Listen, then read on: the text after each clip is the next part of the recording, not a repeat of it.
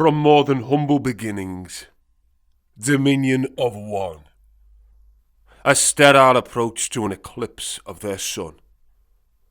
Raised upright, dressed till I was vocal, and then I was adopted by my estranged UncleSocial.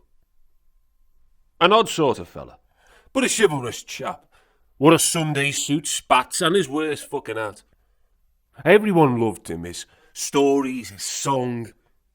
He could paint Venus with words, rouse weak men to strong. I couldn't stand the prick.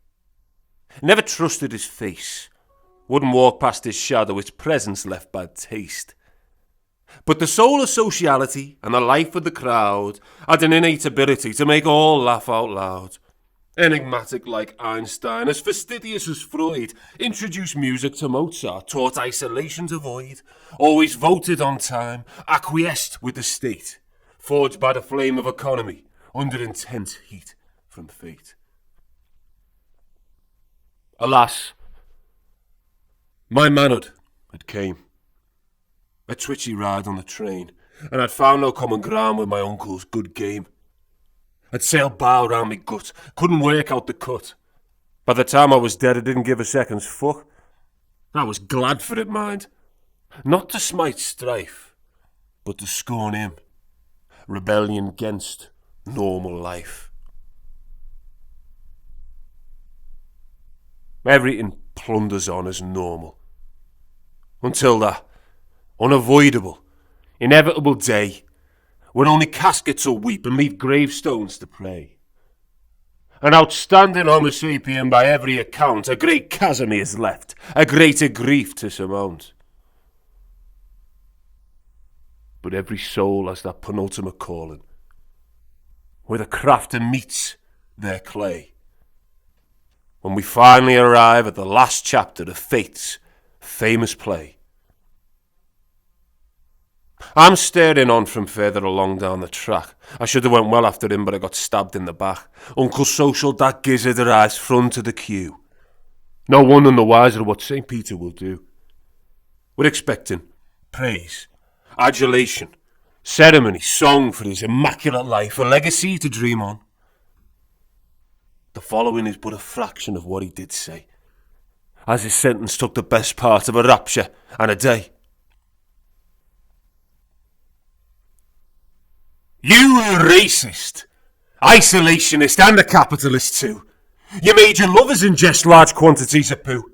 You sold insurance to paupers, houses to banks. You put adverts in paper cups selling PPI to tramps. Several times, in fact, you saw a man with nothing but his begging can.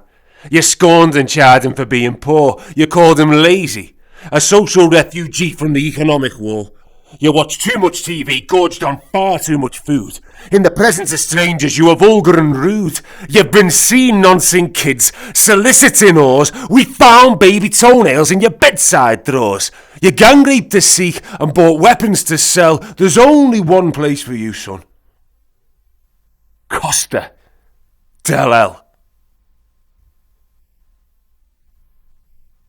On that proclamation of all his vile altercations, his true colours now seen, he'd subscribed to the scheme. A collective bewilderment swept along the hedgerow faces. We then returned to our places and understandably scrutinised each of one and own's individual cases. Violently inhaling, filching for breath, interrupted by spasms in his chest, my uncle filed off to his death. Servile, sullen, broken, his head nowhere but down. Would have been silent but for the wails of his falling crown. Immoral, unashamedly opulent, but veracity poor. UncleSocial had enough, but was always wanting for more. So thank fuck, praise God, I would have took my own life if it was brought up by that twat and not by his wife.